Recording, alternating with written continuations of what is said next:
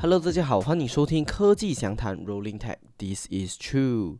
今天我们会聊的最主要的话题呢，是关于 Claude 最近准备宣布呢，自己即将在自己的文字里面呢放上隐形的一个水印。那这个隐形的水印呢，最主要要解决的就是内容农场或者是 AI 生成的这个问题。他想要透过这个水印呢，直接让大家能够分辨出来，到底什么内容呢是由 AI 生成的，什么内容是由人类自己生成的。那最主要针对的是关于文字的这个部分。那我自己的一个结论是我自己觉得这个东西真正在实施之后，一定会遇到很多的挑战。看起来他是想要解决 AI 生成这个问题，但是呢，我觉得他最终的结果呢，其实是抓不到我们讲的这些内容农场的这些人。我觉得这些大量使用 AI 在生成这些没有意义的内容的人呢，在这个东西下面是不会有太多的影响的，但是我觉得他反而会害了这些认真在做内容创作的一些人，所以这个就是我们今天主要会分享的一个话题，就是到底 Claude 发生了什么事情，为什么要颁布这样的一个策略，还有就是他们背后想要解决的问题，还有我自己的一些看法。那我们首先先来讲讲这是一个什么样的一个东西。首先呢，隐形水印呢，或者是我们叫做 watermark， 它基本上就是一个你绝对逃不了，就假设你把这段文字或者是你把这个照片呢，你放去可能任何的一个平台，只要这个平台呢是已经有装好了，能够 detect 到这些水印的这一个 API 呢，那它就能够快速的分辨出来，哦，这个是一个 AI 生成的一个 watermark， 所以呢，它就会直接判断这一个内容，不管它是一个文字，不管它是一个声音，不管它是一个图片，它都会直接标示为这个是 AI 生成的一个内容。那这个东西其实现在很多 social media，包括说我们看到中国的可能做的更激进一点，比如说抖音、小红书，你都会看到，就是他们的只要是一些 AI 生成的这些内容呢，他们就会自动帮你标示出来，哦，这是一个 AI 内容，所有的风险你要自己去承担这样子的一个标示语。所以我觉得在影片方面当然是很好嘛，比如说我今天看到一个很荒谬的一个影片，比如说好像有一个人做了一些很荒谬的事情，所以呢，他能够快速的帮我判断出来，哦，这是一个真实发生的一个新闻拍到的一个画面，还是它其实是 AI 生成的一个内容。但是呢，我觉得这个东西呢，现在 Claude 想要做的是更加激进的，就是到了文字这个部分。可是我自己觉得文字方面就会有很多的一些疑虑，或者是需要考量的部分。比如说，我顺便说几个，我觉得大部分人在使用 AI 生成文字的时候呢，一些差别。首先呢，如果我是一个内容创作者，那一般上我是怎么创作内容的？现在这个年代呢，我当然是跟 AI 一起创作嘛，所以我就会把我的观点去跟 AI 说，跟 AI 讨论出来，然后呢，AI 根据我的这个想法帮我编写成一篇文章，然后呢再帮我修饰，最后帮我编写成一个完整的一篇内容。那这个内容呢，从现在 Claude 的这个角度，全部都算是 AI 生成的内容。我觉得这个就是其中一个现在最大的问题。假设里面所有的观点、所有的想法都是人类加上去的，但是呢，因为 AI 有参与过了创作，所以这一个就是被标示为 AI generate 的一个 content。那我们再说另外一个案例，当然就是如果说今天是一个内容农场，他可能甚至都不懂自己要什么，可能他就是定了一个主题，他就每天让 AI 可能生产100篇。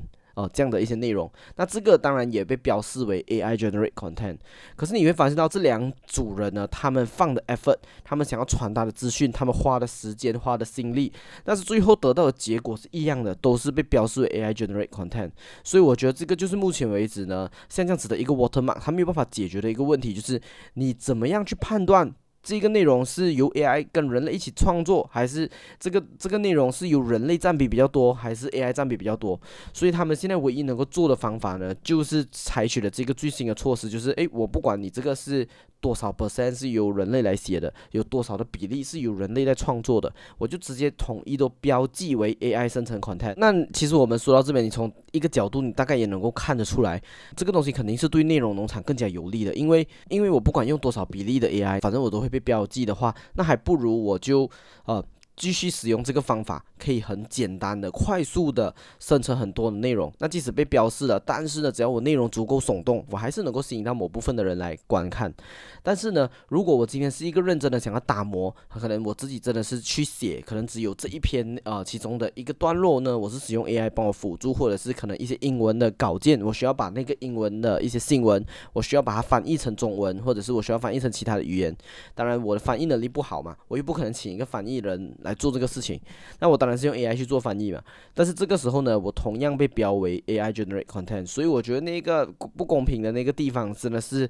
非常的严重。当然，你从欧盟的角度，他当然就是想要打击这些假内容，或者是打击这些散布假消息的一些人。这个是一直以来，我觉得全世界政府都想要往的一个方向嘛。所以你从这个角度来看，他们当然想着，我怎么样可以有一个方法能够快速的让读者知道这是 AI generate 的 content。之前做的方式，比如说我们之前看到很多的新闻，或者是很多学校都发生这样的一个事情，就是教授透过一些 AI 工具尝试去找到哪一些学生是用 AI 去写作的。但是你可以看到目前为止这个东西的成效呢，我觉得是不足的，就是除非学生非常笨，或者是他们用的方法非常的简单粗暴，他们才会导致自己写的内容很容易被判断为 AI 生成的内容。但是如果你是一个很了解 AI， 你也知道什么样的情况下面可以去 tune 这个 AI 写作的方式的话，其实是很难被找到你这是一个 AI 生成内容。所以呢，逻辑上你已经很难分别到底什么时候是人写的，什么时候是 AI 写的。我觉得这个模糊线呢，已经在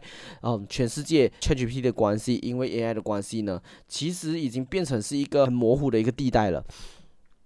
如果我们从一些数据上面来看的话呢，你可以看到一个东西是，我们说上网搜索呢，其实现在全世界有 agent 或者是我们讲有机器人启动的这个上网搜索呢，其实是已经超过了人类在互联网上面的搜索的这个行为的。所以其实每一天呢，全世界都有超过一半以上的都是由机器人在互联网上面去做搜索，去找寻资讯。那如果我们从生成内容的角度，我觉得这个东西可能早就超过50% 了。毕竟可能我现在这2年生成的所有内容都是有 AI 多或少，可能很多，也有可能很少，但是都会有 AI 来辅助的情况下面去完成的嘛。所以你从这个角度来看，可能全世界的论文或者是说全世界的网站这些资讯来源呢，其实大部分都是由 AI 去生成的。那这个时候呢，你要怎么样去判断？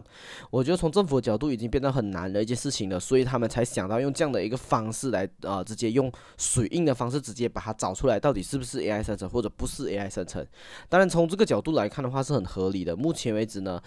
它似乎也强迫所有的这些 AI 大厂都必须跟上。那我们有看到，比如说 Claude， 或者是可能我们讲 Microsoft、Google Cloud， 甚至是一些其他的一些 AI 厂呢，包括 OpenAI， 其实都有签署了这个协定。那这个协定呢，具体来说，其实是从2026年8月之后开始的一些 AI 模型呢，都需要去有这个水印在里面。当然，目前指 Anthropic 或者是 Claude 的这个模型的公司呢，他们肯定是做的想要做到最前面，或者是说想要做到最跟着 law by law 在走的，所以他们当然也宣布了，就是自己会跟上这个东西。所以呢，现在其实已经过了8月了嘛，所以也就是说，从接下来开始推出来，从 Opus 5以后的所有的模型呢，都会是自动有这个水印的。那这些旧的模型呢，似乎也有一个规定，大概在半年的时间里面呢，他们也需要跟上，就是把这个水印的这个功能放进去。那这个水印呢，目前为止被Claude 的这个说法是，它不会增加你额外的 token， 然后你平常也无法辨识，但是只要超过一定的比例是由 AI 生成的，它就自动会有这个水印在你的内容里面，而且这个东西是没有办法被 detect 的，除非是用 API 的方式。当然，目前为止我的猜想，我觉得后面应该会有公司可能够破解这个部分啦。但是如果我们从 Claude 的这个角度来看呢，或者是从整个欧盟的规定来看呢，基本上我觉得那个 deadline 就会在明年的差不多2月的时间，也就是在2027年2月的时候呢，基本上所有的内容都需要有这些水印在他们的这个内容里面。那这个东西本来是在影片，其实 Google 的 Sync ID 之前也有出过关于影片、关于图片、关于声音这个部分呢，其实 Google 一直以来都有在推广大家去使用这样的一个 open source 的一个形式呢，去把自己的 Sync ID 放进去。所以这些 AI 模型如果跟上的话，其实都已经能够判断出来。只是这一次更加着重是在文字，而我偏偏觉得文字是你所有媒介里面最无法被判断，或者是说它这个影响力真的有那么大吗？当然你说假消息肯定是影响力很大，但是呢，如果今天是人的想法配上 AI 生成的文字，那这个也算是什么？那如果是人的意图，人自己觉得想要传播这个假消息，然后他把这个假消息用 AI 的方式来生成，那这又算是什么？我觉得有很多可以界定的空间。但是你从 AI 模型的角度，它是不可能判断那么多，或者是你从整个执行上的角度来说啦。我自己看到会发生的事情，一定是这些 social media 是第一个，因为他们当然也怕可能中到一些政府的一些惩罚之类的，所以他们一定会马上跟上。那他们跟上的方式就是，我就是接入这个 API， 所以我就获得了 Claude 的这个认证，所以我就是能够辨识出来所有由 Claude 生成的这些文字所以我自己觉得回到最后那个结果就会变成是，他抓的反而是所有用 AI 生成的人都被抓到了。我觉得这个东西有点像是一个污点，或者是有一点像是一个很耻辱的一个标记，就直接标记为，哎，不管你是多么的用自己的真心去写的，你都是属于 AI generate 的 content，那你就跟传假新闻的人是没有任何的不同了。所以不管你的 intention 是好是坏，你都统一被判断为 AI generate content，我觉得这个就是最大的一个问题。它的整个做法呢，并不是要帮你判断这个资讯是不是真的，而是直接帮你决定了这些内容都是由 AI 来写的，你自己判断。当然，你说对使用者来说，使用者肯定是我觉得会出现可能就是要么就是大幅度的我就是不看 AI 生成的内容，或者是另外一个角度，就是因为太多人都是 AI 生成的内容，所以我就当做没有这个词，或者是没有这个注记也没差，反正我的生活还是一样的过。所以我觉得就会出现这几个方向。但是不管怎么走呢，我觉得后面它都是治标不治本的。就是你本来的目的是为了判断这个内容资讯呢，还是真的还是假的，但是最后却只是变成是一个标记，告诉大家所有的内容，或者是可能80% 以上、90% 以上的内容都是 AI generate 的 content， 变成这样是有意义的吗？或者是真的是能够帮到这个社会吗？这个是我目前为止极度存疑的地方，也对我觉得。包括像我自己在做内容创作，或者是其他人在做内容创作的时候，我觉得那个影响是很大的。当然，你说可能我现在拍 podcast 是不会被影响的，就是我的内容可能一样是被抓到了是 AI 生成的嘛，或者是我跟 AI 一起创作的，反正就是被标示为 AI 生成。但是因为我是用我自己的人讲出来的，所以可能这个部分还没有办法被 AI 给 detect 到。但是呢，如果你今天是纯文字写作者，我觉得这个东西就会对你造成一个很大的影响。而你现在有的时间就是到明年的2月，差不多5个月的一个时间，那你可以做什么？目前为止，当然就是换到一些可能没有抓到那么严格的一些模型，比如说像 ChatGPT，虽然也签署了这个东西，但是看起来还想拖，或者是他没有这么放大这个新闻，可能后面可能政府的关系，他就会强制跟上，但是他可能会尽量的拖一些时间，或者是一些自己部署的模型，因为这些模型它可能没有这么大的一个被监管的一个能力，或者是说，因为这些模型可能目前为止知名度没有这么高，使用人群没有这么高，或者是它的政府是属于能够更好去谈判的这个阶段，他们可能没有被局限那么多，所以他们就能够做到，就是你在这里生成的这些文字呢是不会被标记为 AI generate content 的。我觉得这个就是目前为止你唯一有的一个解法。但是无论怎么做，如果这个东西这样子演化下去，从我这个角度啦，我当然是从一个比较悲观的角度来看的话，所有 social media 的平台都跟上之后呢，我不觉得能够真正的解决假消息的问题，甚至我觉得改进的空间都没有，它只是纯粹让大家有一个更加高度的警示。然后这高度的警示呢，只是产生一些无谓的抗拒，甚至是对于很多之前认真在做内容的这些内容生产者呢，我觉得他就是帮你留下一些污点，所以我真的觉得这个东西是非常荒谬，或者是说完全是一个不治标不治本的一个方向。所以这个就是我今天想要分享的这一个内容，最主要就是关于这个隐形水印的问题。那我自己觉得，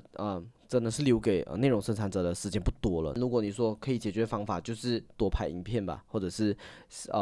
用其他的媒介吧，就是因为你可以看到，像影片即使是文字的形式呢，但是影片依然能够透过我自己的真实在镜头前面拍出来的画面感，我能够真的是用我自己的话重新把这个东西再诠释一遍，或者是说，我觉得最基本可以做的东西就是，你把 AI 生成的这个字自己重新打过一遍。如果你是自己 type 的，应该就没有问题，或者是可能就会有一些不是 AI 的一些工具，比如说它就是专门在帮你把 AI 生成过的文字去重新输入一遍，然后就可以彻底的解决这个水印的问题，就会有很多其他的方法来解决这个问题。所以最后我自己觉得它真的是治标不治本。当然我知道从监管的角度要做到这个东西真的很难，所以这也是他们目前为止想到的一个方向，也是他们目前为止迈开的第一步。当然你说结果来说是好是坏，我自己觉得是不好的一个方向。但是呢，目前为止的确我们也找不到更好的方法，就好像所有的教授都无法判断到底你写的是自己写的，还是有 AI 真正在帮你去 generate 的，所以这个都是人类未来都要面对的这个问题。但是呢，如果你从新闻上来看，比如说大模型公司已经发现一个问题，就是互联网上面已经没有任何干净的内容，他们想要找到一个纯人类写作的内容已经是找不到了，大部分的内容可能都是由 AI 多多少少介入的，也有可能是由 AI 生成的，所以这个时候呢，你已经无法判断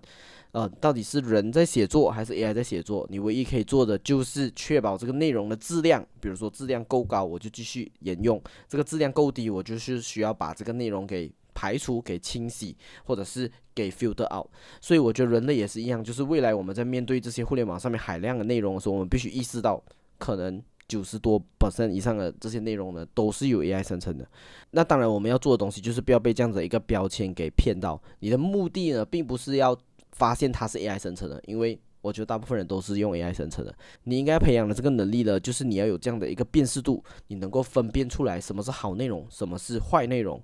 什么是好内容，什么是可能会影响到你，对你产生一些不好影响的内容。我觉得这一个判断的这个能力呢，在未来会变得更加重要，也是真正能够让我们不被假新闻影响的。当然，我自己觉得其实假新闻已经到了一个很真的地步，所以它才叫假新闻嘛。很多人是很难去做分辨的，包括说我自己有时候也没办法马上可以判断出来这个东西是真的新闻或者假的新闻，或者是我相信多多少少我也可能被假新闻影响。所以我觉得这个就是未来人类持续都要面对的一些问题。当内容生成变得很简单，当文字审核这个东西已经完全失效，由 AI 来进行，只能够粗暴的直接判断为 AI generate 的 content， 这个就是我们会需要一起面对的一个未来。那这个就是我这个星期的一些分享，那我们就下个星期再见，谢谢大家，拜拜。